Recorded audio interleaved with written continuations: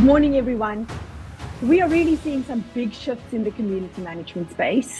Donnie touched on some of it just now, but I'm really excited to share the biggest shifts in community management and to unpack a little bit how those shifts is shaping our product focus and direction.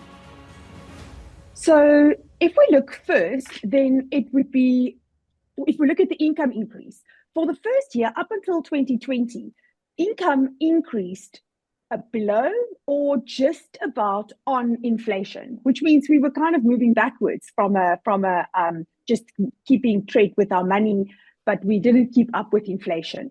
Then we all know that in 2018 there was this big regulatory change, but this was not accompanied by a step adjustment on fees, and it created a gap in the return on effort equation. So people were not being paid enough for what is expected.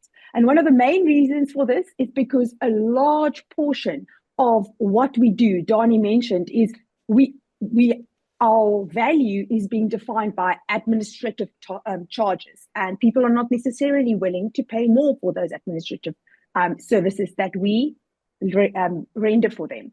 If we look at the trend on management fees, after that, then we can see that there was a shift. So this is the first shift in the community management industry that we want to show, and it's an upward shift. It's a positive shift that where income for managing agents were starting to increase by more than inflation, slightly in 2020 and then 2021, and then we saw a big shift in 2023. We see that shift is going down slightly again now, but we are still closing or shrinking the return on effort gap because we are increasing income higher than inflation. The second shift is internally. So internally, managing agents are also experiencing a major shift in the way that they work. So if we look back at how we used to work, it was printing papers, files, Excel sheets, emails, and the records was just very scattered. But today we are seeing teams collaborating on a single integrated solution. They're breaking down silos and freeing up access to information. And this really couldn't have happened at a better time because we already spoke a little bit about AI, and what this way of collaboration actually did is two things. It centralized the data and it shared context. So people actually got context of each other's world, not only internally in the managing agent's office, but stakeholders in industry, auditors, debt collectors, the estate manager that's sitting on the ground. They all got better context. So if we then move over to link a little bit about, we're speaking about value. And when we look at how managing agents define their value, we see that a large percentage is based on administrative and repetitive tasks, and a much smaller portion is based on real professional advisory value or human connection and relationships. If we look at our latest product survey that we did, we saw that the top 4 effort drivers that takes the most time in a day of a managing agent was communication, trustee, and owner requests and follow-ups, and recurring workflow tasks. So this is normal things like uploading a cash book. Even though there's already automation and bulk banking, it's still taking up some time. Then there's meetings in the third place, and then there's the regulatory and compliance load that we saw in 2018 when it was just increased. So that is the top 4 effort drivers. If we go one level deeper and we specifically look at communication requests, we can see that the majority of the communication requests for data or action comes from trustees. And we also noticed that it is because on the comments of the survey, they shared that it's because there's a constant need to follow up on trustees, so that it's almost fueling the volumes just because of the role of the trustee. So we know that the role of the trustee is a volunteer role, and with an increased effort load after the regulatory changes in 2018, the trustee-led decision model So all the decisions being made by the trustees and then the instructions being given to the managing agent to just execute is proving to produce less willing trustees to stand. So we are not finding enough people just saying, okay, it's always been a challenge to find trustees, but it seems like the shift is that it's declining. Less and less people want to be a trustee. So with the role of the trustee being the ultimate decision maker, to approve most actions, to give all the instructions, this really fuels correspondence. So it seems like it's almost like an administrative anchor, just the structure around the trustee, which brings me to another shift, which is the increase in the number of managing agents that are repositioning and offering the service of an executive managing agent. So executive managing agent, it's just the interesting shift that we see. And to unpack this a little bit, the role of the trustee, the executive managing agent, and what seems to be an anchor that's keeping us in just a lot of admin. I want to welcome Marina Constas. She's already here. I'm going to join her into the conversation now. To just unpack the role, Marina is director at BBM Attorneys, and they specifically specialize in the community scheme industry. Welcome, Marina. So much. Thank you, Maritza. I'm really, really pleased to be with you guys, and I appreciate the opportunity to discuss this with you. So I think this whole trustee-centric governance is changing. We need to look at it changing because it creates systematic risk. At the end of the day, we know that while trustees are well-intentioned, they're also quite time poor. And at the end of the day, they're professional people, and they really need to understand not only a residential collective, like our community schemes are this residential collective. It's actually more like a microeconomy, where you've got legal, fiduciary, financial, all these kind of more sophisticated things playing out, which they're not keeping up with. So it's almost like not a fit for purpose model. That's what I've seen. Trustees, as you say, are delaying as well. They're delaying giving managing agents the correct information. They're delaying AGMs. So here we've got an executive managing agent where we've got already our legislative foundation is in Management Rule 28, but it's not been utilized properly. So what does it mean? Let me just unpack it for you.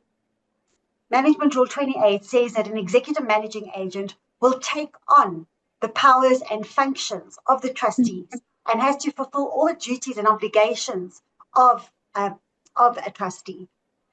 Importantly, they also take on the liability of the trustees, and that is creating, and you know as well as I do, that's creating an issue. That legislative change has to come because we don't want that. We need to indemnify an executive managing agent, because otherwise you're not going to get executive managing agents stepping into this position. But it's almost like we're given an opportunity here to professionalize the industry. And it's not to remove trustees. It's more like to redefine trustee responsibilities. So that trustees become more oversight, and the executive managing agent is allowed more leeway in the scheme. That is really definitely the hindrance, and why we're probably seeing a shift now is you mentioned the risk being taken away, but and then you also said professionalization, but professional have indemnity. If you would just link it to any other professional, then there's always professional indemnification, whether it's through insurance or whatever the case, or a professional body, there's usually that. So is there anything that you mentioned that there's something changing in that area, that they are thinking of removing that part of it, which will obviously make it a lot more easier for people to move into that role? Because this is how I see this at the moment, is the executive managing agent is quite extreme, and then we've got the very much trustee decision-led model, and the managing agent today, as I understand it, they're not quite ready to take on all that liability as an executive managing agent, but we're really struggling with the model we have. So we just need a little bit of a structural change almost to help this shift. Well, I know that certainly the legal department at the Community Scheme Ombuds Service has been working on this, and we consulted with them definitely a while ago on it, but I think the legislative changes will start coming in pretty soon. You've just got to have bodies consulted with. But I do believe that you'll see the indemnification of the managing agent. Another legislative change, interestingly, Maritza, is that every time a managing agent is mentioned in the legislation, it will be / executive managing agent. So there's almost political will behind an executive managing agent. And what I wanted to say as well, it will cost more, for sure. But we have to realize that it's going to be worth it. That executive managing agent needs to step up, tell the body corporate where to cut costs, not expose the body corporate to legal liability or litigation. Like trustees are getting themselves involved in a lot of litigation at the moment. So enhancement and optimization of service level contracts with contractors. The executive managing agent, it will be seamless. But obviously there's a lot that has to be done before we get there. So obviously that's already in the regulations today, but how do you see this role functioning in practice, and how would it change the day-to-day running of a scheme if we move towards shifting more towards the executive managing agent role? It's all about streamlining. You're going to get faster service. You're going to get a better look at maintenance contracts. You're going to get a better oversight of maintenance. I think it's just going to free up the managing agent as an executive managing agent to do their job. So I really think that the impact is going to be big. I chatted to a managing agent client of mine yesterday, and they were saying that bottleneck, that operational bottleneck that you have, needs to be sorted out. So you need 1 or 2 trustees again at high level, oversight, strategy, what's the feeling of the building, what's the reputation of the building. Those are strong things that trustees, you're never going to ask the trustees, and we don't really want to do that. But at the end of the day, you've got an opportunity here to bring in people who know what they're doing. And it's things like also draw in more professional trustees. You can also do that. That's something that is on the increase. Draw in business people. We know that to be a trustee, you don't need to be an owner in a building. The AGM shouldn't be handled by trustees at all. To politics, egos, we need to move from this personality-driven governance to performance-based outcomes. And I think that's what it's all about. Yeah, I think you mentioned that in Australia that is the professional trustee, that there's almost, you mentioned, I think it's regulation that states that you must have majority professionals, not owners, led by that. Maybe you can just share 1 or 2 thoughts on that. Yeah, so you do definitely. New South Wales has to recognise the importance of professional trustees, and also in areas like Dubai, for example, you've got definitely executive-based management services. Yeah. So again, that enhances the property solutions that are given to the scheme, and I think that this is the way we need to look forward. We need to look forward to going. We have to get away from this, the fights and the infighting and the politics. And trustees just don't have the time. They're not interested. I know that for a fact. I'm on the ground. I'm in the unique position of dealing with trustees, managing agents. I feel as though there's too much onus on a trustee. I mean, why should I stand as a trustee when there's all this sort of legal obligation on me? And I mean, I don't actually know what sectional title is about in the first place. But then we have to understand that the education of this executive managing agent is critical. We're going to have to open academies for executive managing agents. We have to have accreditation that's consistent and obviously ongoing, and those type of things, because we know we're near there. I can tell you now at the moment. I'm not 100% happy as well with executive managing agent panel. That's at the CSOS. I think we need to look at doing a lot more work on that. Here, you've got to have people with financial literacy, legal literacy. I mean, you're impacting hundreds and millions of rands, and you're going to need people to be at the top of their game as executive managing agents. I don't think this job is going to be for sissies. No, 100% right. But I think we are talking about a role for professionals. So a new transforming movement, and I think it'll be unrecognizable. It should be, because there's lots of pain and challenges with the current model. And if we put it in a way to say, you are expecting a person with a full-time other job. I always say, it can be a CEO, but it can also be a hairdresser or a teacher. And we're expecting them to operate like a director on a board of a company, make quick decisions, give me answers, have the context of, should we pay this or that for painting? And we're expecting that from a teacher who is on a sports field. If you put it out like that, it's almost like intrinsically flawed. What our expectations, we just set up to be disappointed with the way it's structured. And if we then say, okay, but then something's got to shift, the trustees will have to take on less of that driving decision-making role. But with power comes responsibility.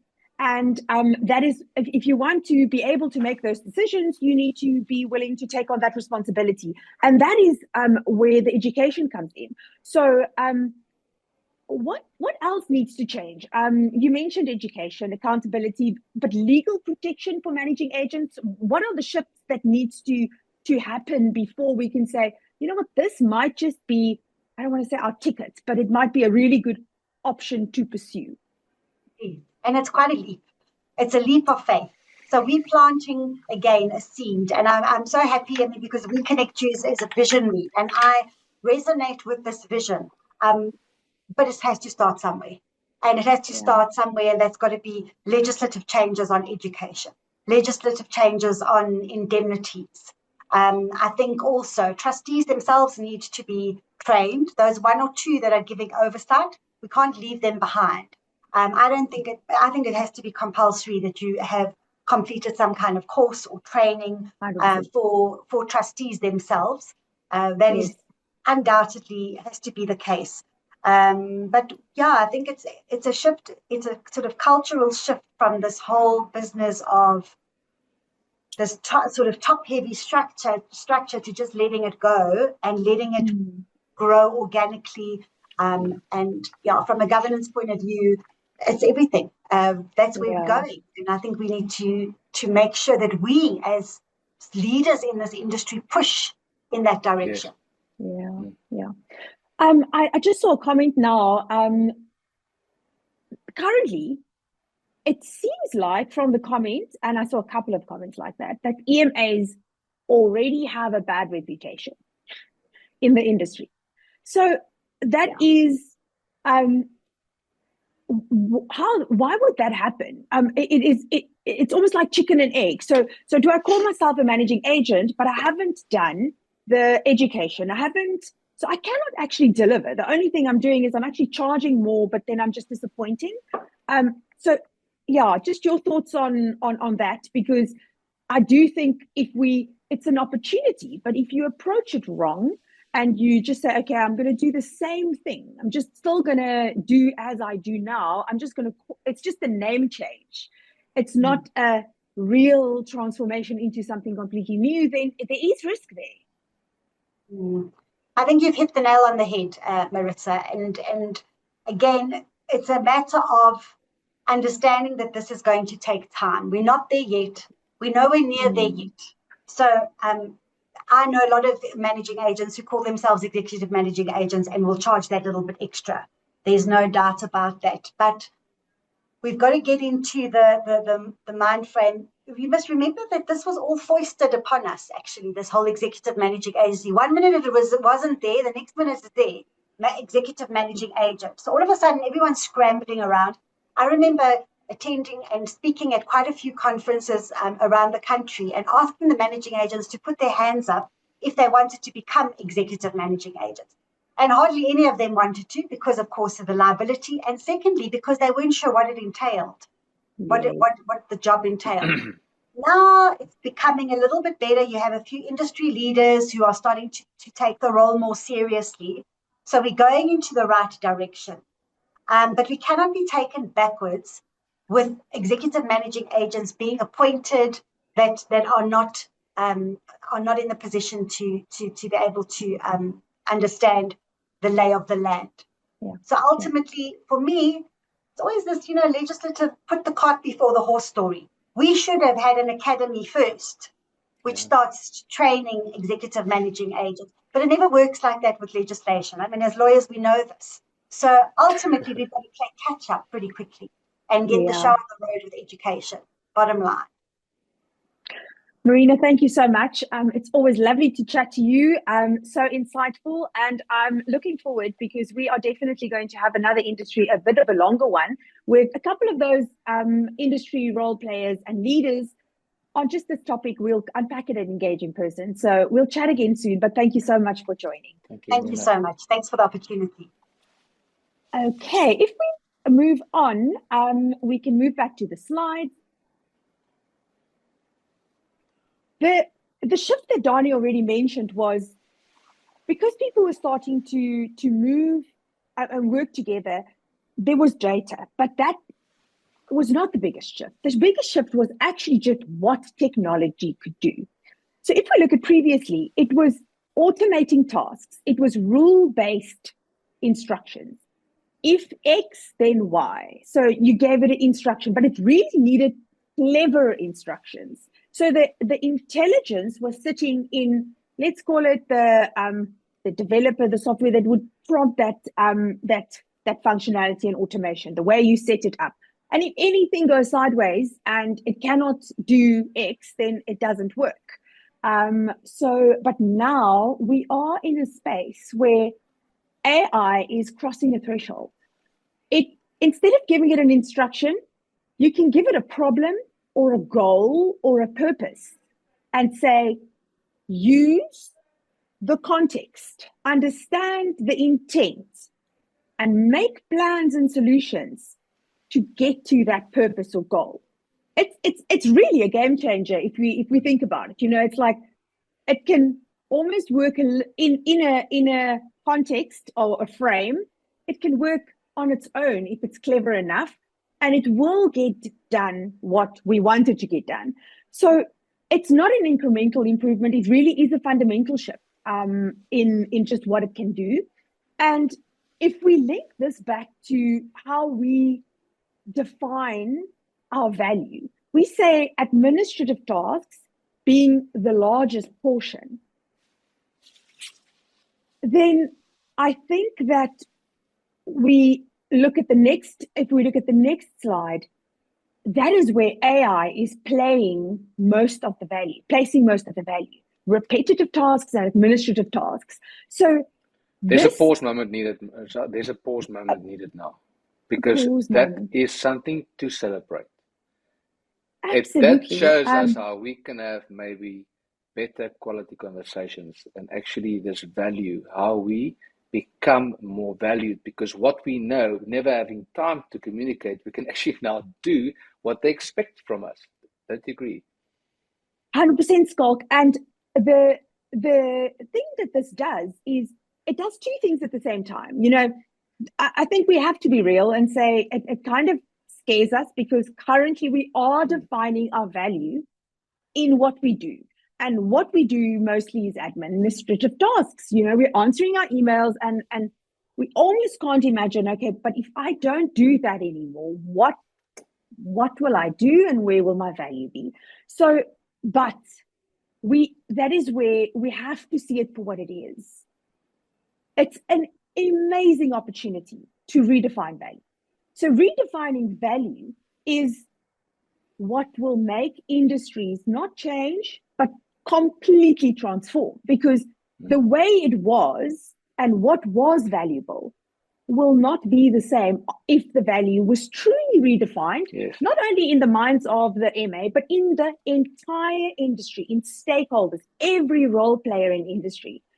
That is what transforms it. So this opportunity, we've mentioned a couple of times, it will be a new industry, not the same one, slightly different. It will feel different.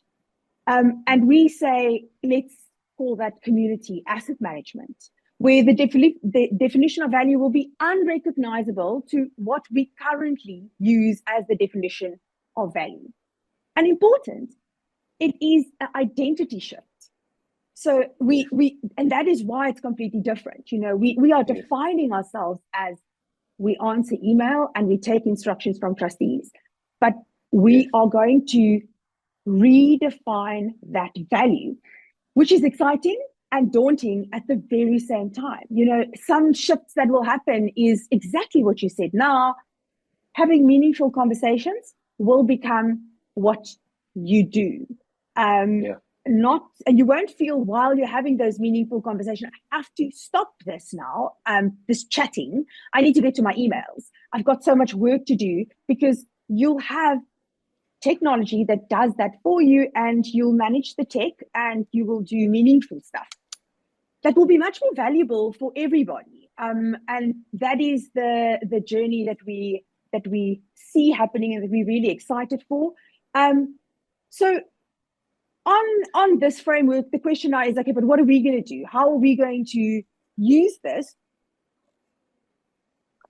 from a product perspective? So we spoke about it for the last 2 years. We are still seeing that the communication challenge is the biggest challenge that is causing this fueling anchor in admin and repetitive tasks, and people just not being able to get that capacity to move on to redefining value. So requests come in through multiple channels. So because of the shift in our team's work, we now have data centralized and structured. So we can now move on and leverage this in the communication challenge. So our product goal is to give direct access to the data where possible, because that will alleviate some of the requests that's currently the operational bottleneck that Marina mentioned. That's causing it. I want data, now I need to email.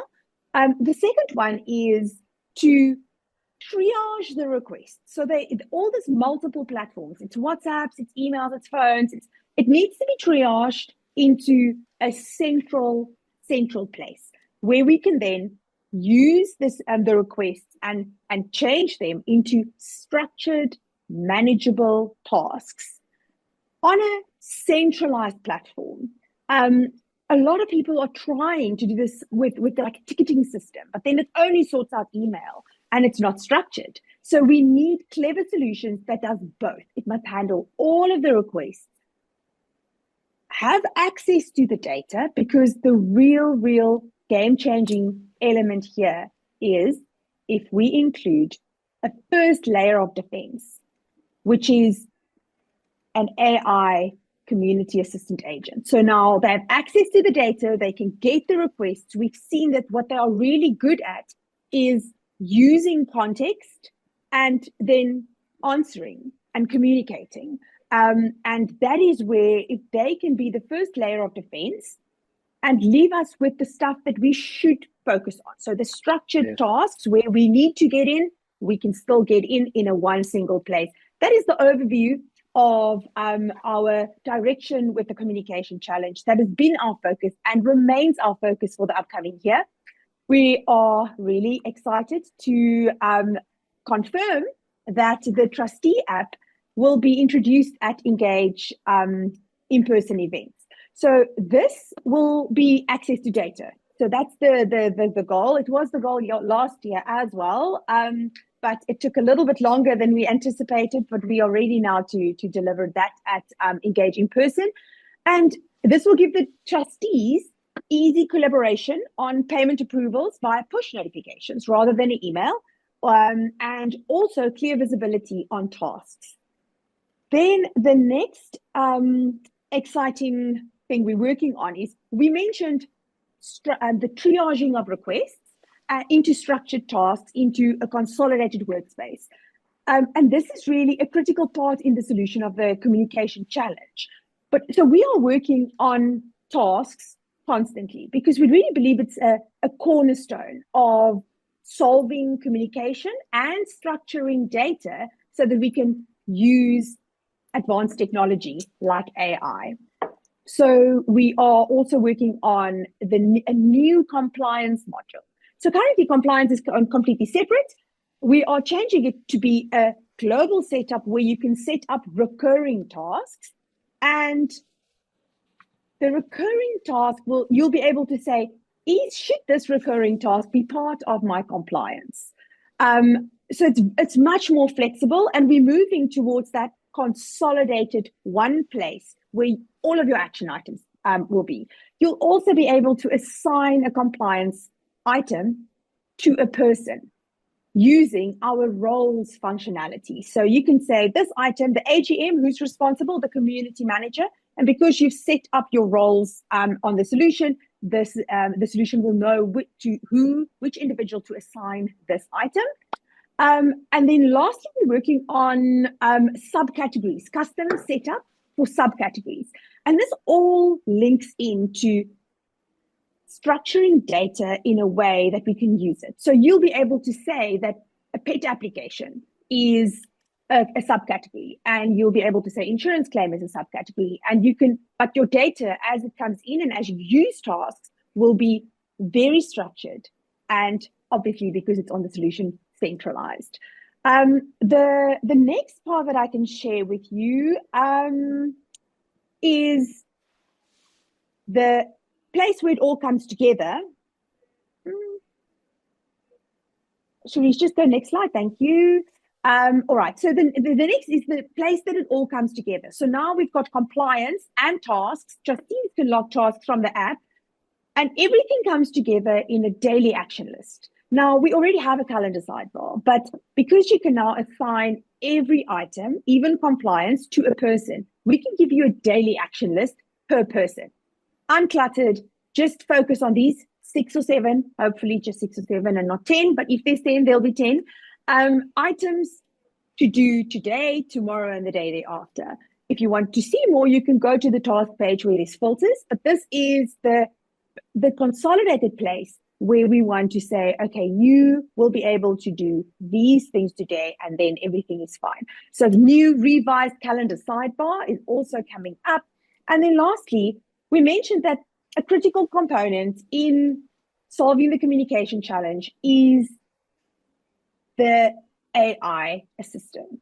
So we are excited to share a beta version at Engage in Person with an internal community AI assistant. Now, how I explain this is almost like the trainee for the real assistant, because we need to see what it does to context before we let it answer our owners. So this is the trainee version, and you'll see more and more agents appearing in this solution. So we already have the minutes agent live, and we also have the supply invoice agent that is now included in subscription fees. So it's almost like mini agents. And eventually when we put that community assistant together and make them face the owners and trustees directly, all of these agents will be built into intelligence into one, which will then be clever enough with enough context to be that first layer of defense for us. Brilliant. But it is, all of this is really being shaped now. So that daunting feeling and excited at the same time, we are defining what is after this. We are navigating AI, and Donnie mentioned, not even the top dogs at AI companies know exactly where this will end. But we're excited that it's being shaped now, and we want to invite you to lead this change with us.